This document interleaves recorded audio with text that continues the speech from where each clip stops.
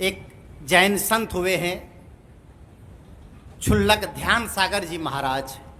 उन्होंने लिखा है कि बीतने वाली घड़ी को कौन लौटा पाएगा।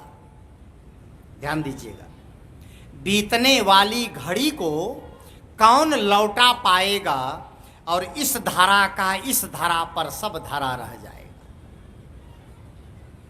बीतने वाली घड़ी को कौन लौटा पाएगा, इस धारा का इस धारा पर सब धारा रह जाएगा और जिंदगी भर का कमाया साथ में क्या जाएगा और यह सुअवसर खो दिया तो अंत में पछताएगा, अंत में पछताएगा।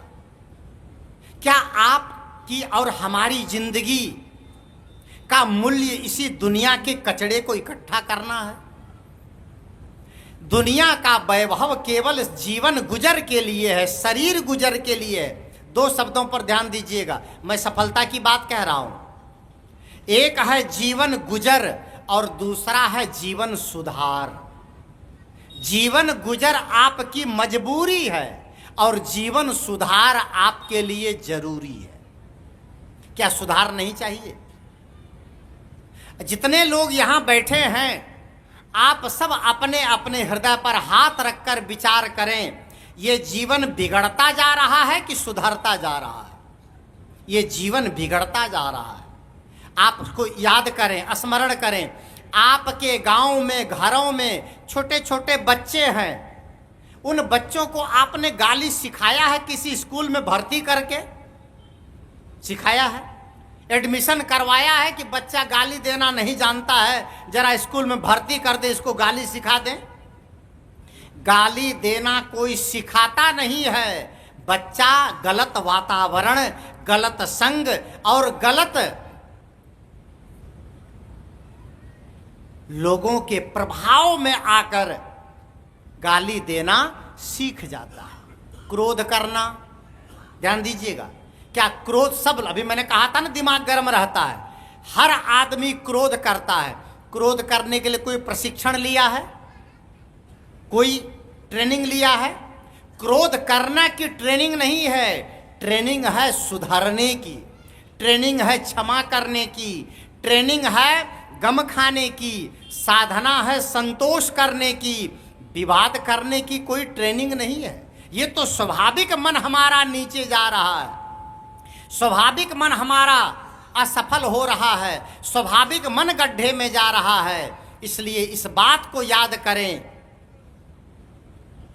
कि बीतने वाली घड़ी को कौन लौटा पाएगा, इस धारा का इस धारा पर सब धारा रह जाएगा, जिंदगी भर का कमाया साथ में क्या जाएगा और यह सुअवसर खो दिया तो अंत में पछताएगा। आज जो समय, आज जो वक्त हमारे हाथ में है, इसकी कदर करें, इसका सम्मान करें। सफल जीवन का मतलब है सुंदर स्वास्थ्य, पहला सूत्र।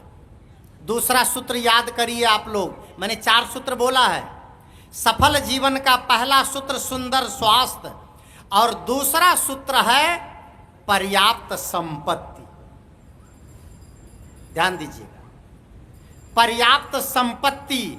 अगर आप सुखी रहना चाहते हैं तो इस संसार में आपको संपत्ति भी चाहिए।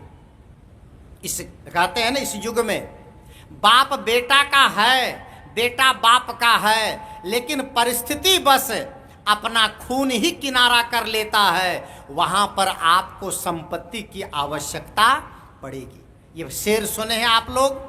बहुत बनते हैं रिश्ते जब पैसे पास होते हैं और टूट जाते हैं गरीबी में जो रिश्ते खास होते। हमें अपनों ने लूटा, गैरों में कहां दम था और कश्ती वहां डूबी जहां पानी कम था। ये एक जगह मैं बोल रहा था कि हमें अपनों ने लूटा, गैरों में कहां दम था और कश्ती वहां डूबी जहां पानी कम था। राजस्थान की बात है। तो उसने कहा, बाबा आप सही शेर नहीं बोले। हमने कहा क्यों? कहा ऐसा है। मैंने कहा कैसा? तो वो लड़का बोलता है, हमें अपनों ने लूटा, गैरों में कहां दम था और आज बोतल नहीं मिली क्योंकि 10 रुपया कम था। पीने वाला था, अपने हिसाब से तय कर लिया, अपने हिसाब से जोड़ लिया। लेकिन संपत्ति आपको शराब के लिए भी चाहिए और संपत्ति आपको स्वास्थ्य के लिए भी चाहिए। लेकिन दोनों में सोच लीजिए, यहाँ नेकी बदी दो रास्ते हैं, गौर से सुन लो, मगर चलने के पहले सोच लो अंजाम क्या होगा। भलाई कर भला होगा और बुराई कर बुरा होगा। ये तो आपके सामने है। इसलिए सुखी जीवन का, सफल जीवन का दूसरा मंत्र है संपत्ति। आपके पास पर्याप्त धन हो। और आप सबसे मैं निवेदन करता हूं, पहले का जमाना था जो बेटे को सौंप देते थे पिता, और बेटा समझदार होता था, माता पिता के सेवा करते थे। लेकिन आज के जमाने में भी सत्पुत्रों की कमी नहीं है। एक होता है बेटा, एक होता है लड़का, और एक होता है पुत्र, सुपुत्र। 3 शब्द सुने हैं। पहला है बेटा, और दूसरा है लड़का, और तीसरा है सुपुत्र। मैं तो ये कामना करूंगा, शुभकामना, सबके घर में सुपुत्र पैदा हो, ना बेटा पैदा हो और ना लड़का पैदा हो। आप कहेंगे क्यों बाबा?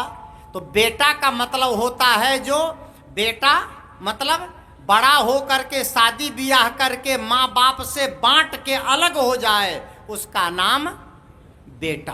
तो बाप लोग चाहेंगे कि बेटा आपको मिले, ऐसा बेटा जो बांट बूट के अलग हो जाए। राजस्थान में था, प्रवचन करके निकला, एक माता जी सामने आ गई।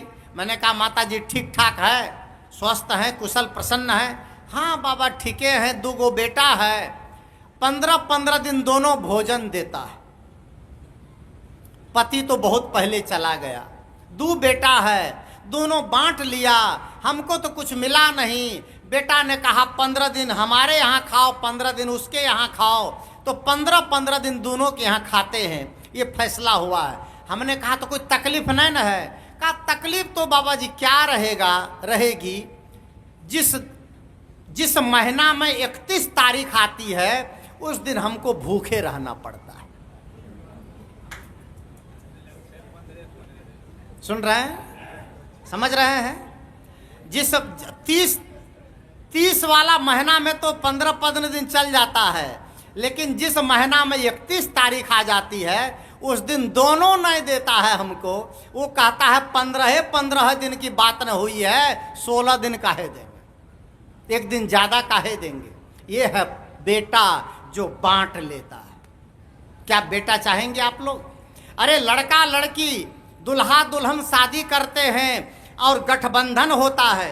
ये यहाँ पर बिहार में सब जगह होता है। दुल्हन के और दुल्हा के दोनों के गांठ ऐसे बांध देते हैं, कपड़ा जोड़ के बांधते हैं, इधर बांधते हैं ना, और तब घूमते हैं। ये गठबंधन कपड़ा बांधने से चलेगा? अरे कपड़ा तो प्रतीक है, गठबंधन है मन का, कि मन एक दूसरे से बांध करके जीवन भर चले, एक दूसरे को निभाएं। पति पत्नी का, दुल्हा दुल्हन का हाथ पकड़ता है और कहता है समाज के बीच में मैं शपथ लेता हूँ, अग्नि को साक्षी मानता हूँ कि 1 जन्म कौन कहे 7 जन्मों तक साथ निभाऊंगा। और बेटा इतना समझदार होता है, जब बड़ा होता है शादी ब्याह कर लेता है, तो जो दुल्हा दुल्हन 7 जन्म साथ रहने का वादा किए, उसी दुल्हा दुल्हन को, माता पिता को, बुढ़वा बुढ़िया को बेटा अलग अलग कर देता है। कहता है तू 15 दिन उधर खाओ, 15 दिन उधर खाओ। ये है बेटा। ऐसा बेटा किसी को न मिले, बेटा न चाहिए। दूसरा है लड़का। लड़का मतलब लड़ने वाला, लड़क बम करने वाला, रात दिन लाड़ भाड़, घर में जब देखो तब कलह। सुबह उठते ही उसका स्पीकर शुरू हो जाता है, बाजा शुरू हो जाता है, और कलह करते करते दिन भर घर का माहौल खराब कर देता है। बंधुओं, वो है लड़का, लड़ने वाला। माँ से लड़े, बेटा से लड़े, पत्नी से लड़े, पिता से लड़े, दादा से लड़े, पड़ोसी से लड़े। और कुछ लड़ैया ऐसे होते हैं, कहते हैं नए लड़ते हैं तो अने नहीं पचता है। लड़ो भाई, खूब लड़ो, लड़ने वाले लोगों का जीवन कभी सुखी नहीं, वो लड़का नहीं। तीसरा है सुपुत्र और सुपुत्री। सुपुत्र अर्थात माता पिता की सेवा करें, गुरुजनों की सेवा करें, संतों की सेवा करें, सम्मान करें, वह है सुपुत्र। और वो आज्ञा अनुसार व्यवहार करें, उसका मान सम्मान सब बढ़ता है। तो मैंने कहा सफल जीवन का दूसरा सूत्र संपत्ति। आपके पास पर्याप्त संपत्ति भी हो। और मैं ये भी निवेदन करना चाहता हूं कि जब आप बुढ़ापा से आगे बढ़ें और घर का मालिक बेटा पोताहू हो जाए, बेटा बहू हो जाए, तो कुछ संपत्ति आप अपने पास भी रखें। हाथ खाली न करें। हाथ खाली करेंगे तो फिर आजकल के बच्चे और खास करके बच्चे की जो पत्नियां आती हैं, बहुएं आती हैं, वह भी पता नहीं कौन मंत्र देती है, सब पैसा खोजता है।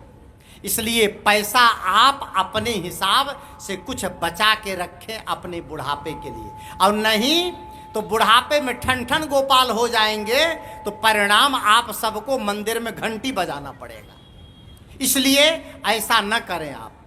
तो स्वस्थ जीवन का दूसरा सूत्र है संपत्ति, और तीसरा सूत्र है, ध्यान दीजिएगा, तीसरा सूत्र है सम्मान।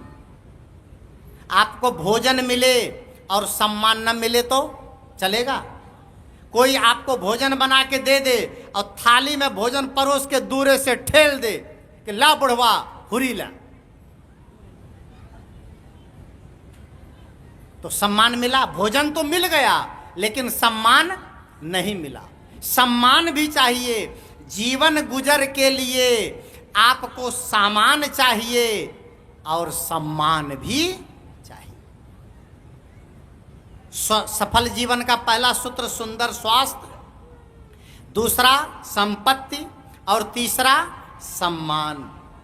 याद रखिएगा, सम्मान आप देना शुरू करेंगे तो सम्मान लौट के मिलेगा, नहीं तो फूल और कांटे दोनों घर में ही है। मैं एक भजन गाया करता हूं, 2 लाइन सुन लीजिए, याद आ गया।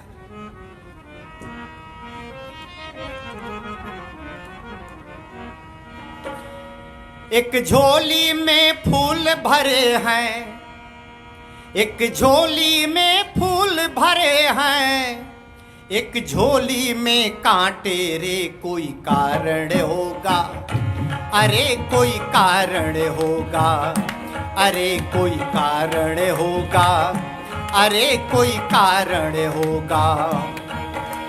तेरे कर्म की ये भरनी है, तेरे कर्म की ये भरनी, तुझे प्यार मिले या चाटे, तुझे प्यार मिले या चाटे रे, कोई कारण होगा, अरे कोई कारण होगा, अरे कोई कारण होगा, अरे कोई कारण होगा।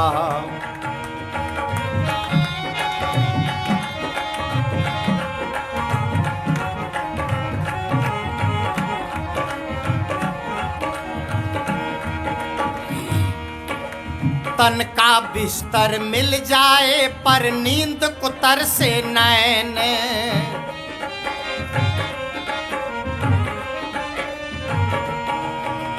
तन का बिस्तर मिल जाए पर नींद को तरसे नैन, कांटों पर भी सो कर आए, कांटों पर भी सो कर आए, किसी के मन को चैन, कांटों पर भी सो कर आए, किसी के मन को चैन, अरे कोई कारण होगा, अरे कोई कारण होगा, अरे कोई कारण होगा, अरे कोई कारण होगा।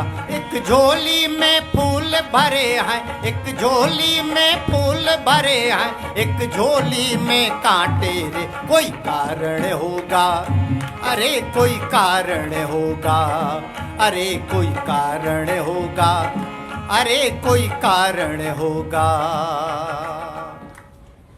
कोई कारण है। अगर आपको सम्मान मिल रहा है तो उसके पीछे कोई न कोई कारण है, और अगर अपमान मिल रहा है तो कारण है।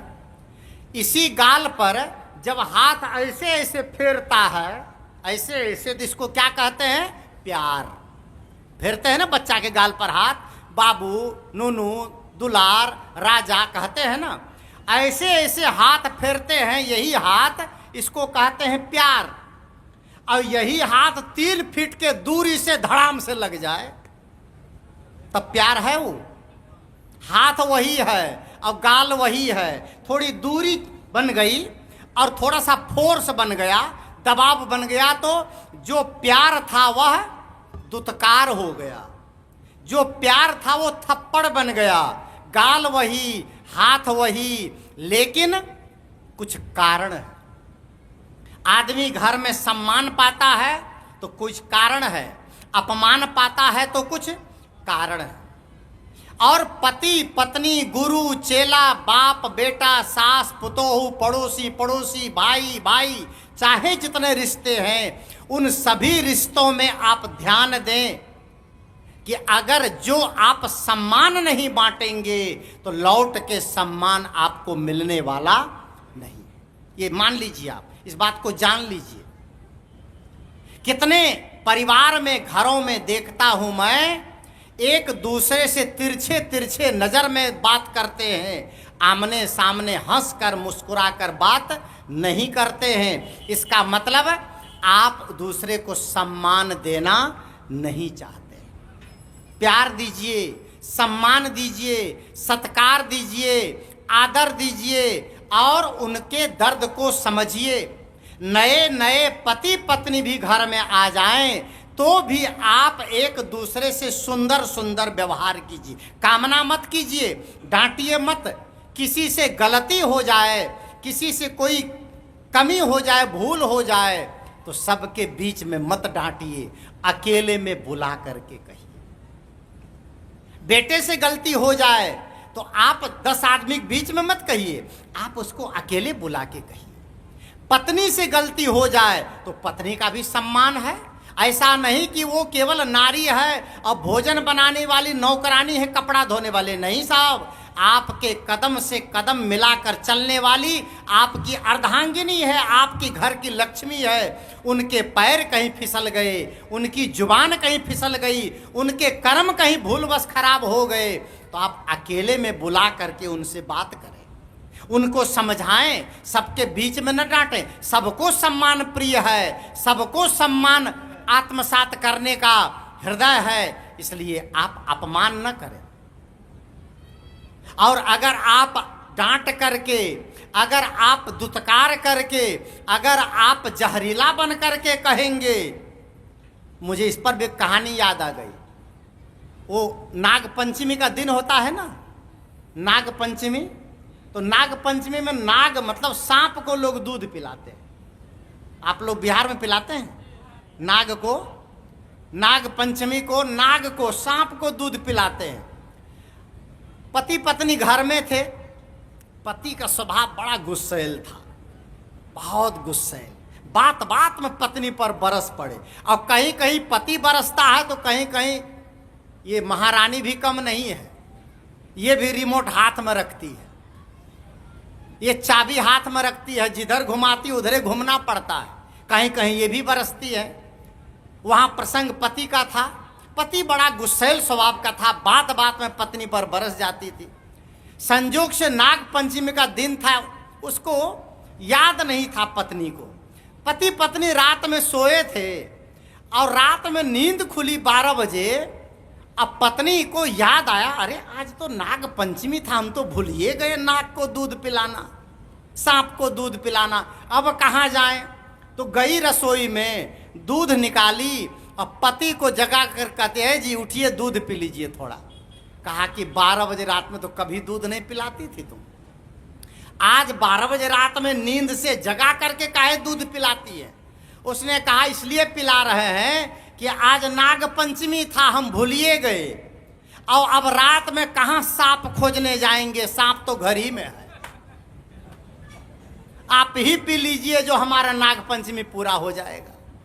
अर्थात अगर आप आक्रोश में हैं, अगर आप जहरीले हैं, अगर आप कुठार बोलते हैं, अगर आप कड़वा बोलते हैं, अगर आप अपशब्द बोलते हैं तो घर के लोग आपका सम्मान नहीं करेंगे।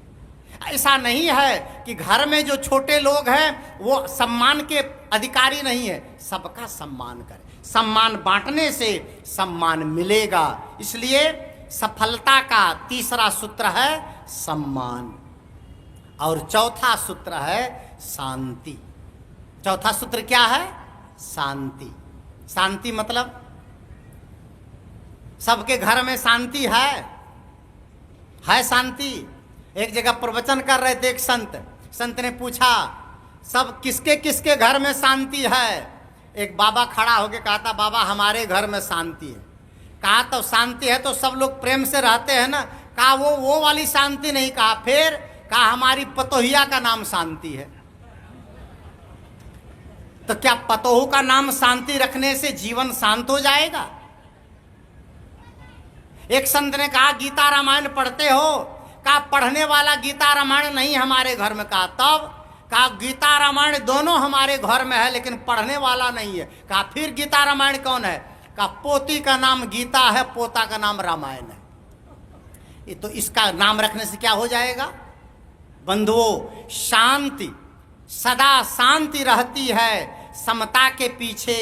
समता ना आती विषमता के पीछे, विषमता रहा करती ममता के पीछे, और ममता बढ़ाना महामूढ़ता है। शांति के समान दुनिया में कोई सुख नहीं है। बड़ी सुंदर बात हमारे आदरणीय संत रामदेव साहब चर्चा कर रहे थे कि आप अपने जीवन में अगर शांति चाहते हैं तो ध्यान करें, सत्संग करें, साधना करें, एकांत चिंतन करें। और अगर आपके जीवन में शांति नहीं है, अगर आपके मन में प्रसन्नता नहीं है, अगर आपके चित्त में निर्मलता नहीं है तो आपके पास क्या है? सफल जीवन का चौथा सूत्र है शांति। शांति की साधना करें। अशांत करने वाले काम छोड़ दें। जब से हम होश संभाले, इस शरीर के लिए, संसार के लिए, परिवार के लिए काम किए, अब कुछ समय निकालें, अपने चित्त की शांति की साधना करें। बंधुओं, शांति की साधना कैसे करेंगे? शांति के लिए आप क्या कर रहे हैं? आपने क्या कमाया है? शांति की साधना नहीं की तो कभी कहते हैं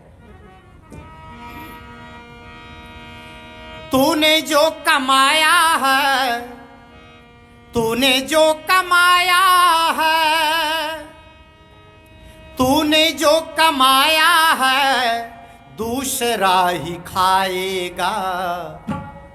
खाली हाथ आया बंदे खाली हाथ जाएगा।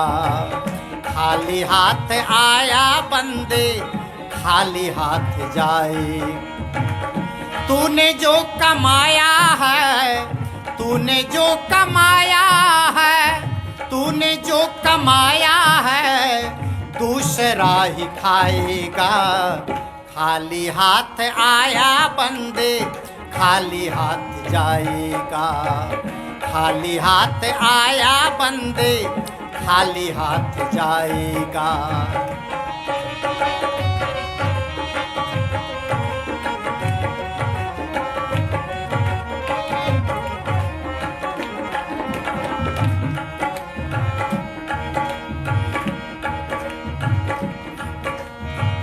जब तलक ये सांसें हैं तब तलक ये रिश्ते हैं।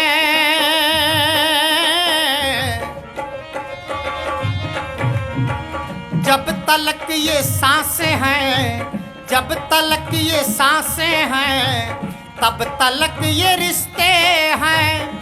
जब तलक ये सांसें हैं तब तलक ये रिश्ते हैं। सांस जिस घड़ी टूटी, सांस जिस घड़ी टूटी रिश्ता टूट जाएगा। सांस जिस घड़ी टूटी रिश्ता टूट जाएगा। सांस जिस घड़ी टूटी, सांस जिस घड़ी टूटी रिश्ता टूट जाएगा। खाली हाथ आया बंदे खाली हाथ जाएगा। खाली हाथ आया बंदे खाली हाथ जाएगा।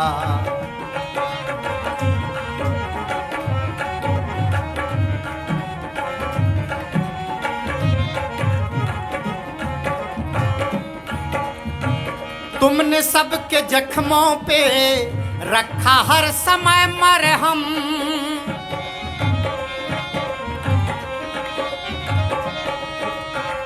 तुमने सबके जख्मों पे रखा हर समय मरहम। तुमने सबके जख्मों पे रखा हर समय मरहम। अंत जब तेरा आया, अंत जब तेरा आया तो साथ को न जाएगा। अंत जब तेरा आया तो साथ कोई न जाएगा। अंत जब तेरा आया, अंत जब तेरा आया तो साथ कोई न जाएगा। खाली हाथ आया बंदे, खाली हाथ जाएगा। खाली हाथ आया बंदे, खाली हाथ जाएगा।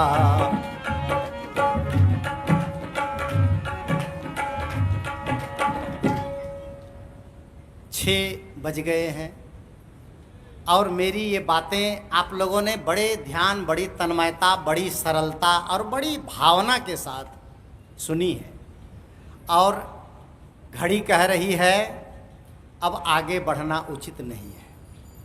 6 बज गए मेरी घड़ी में और मैं सदगुरु कबीर साहब का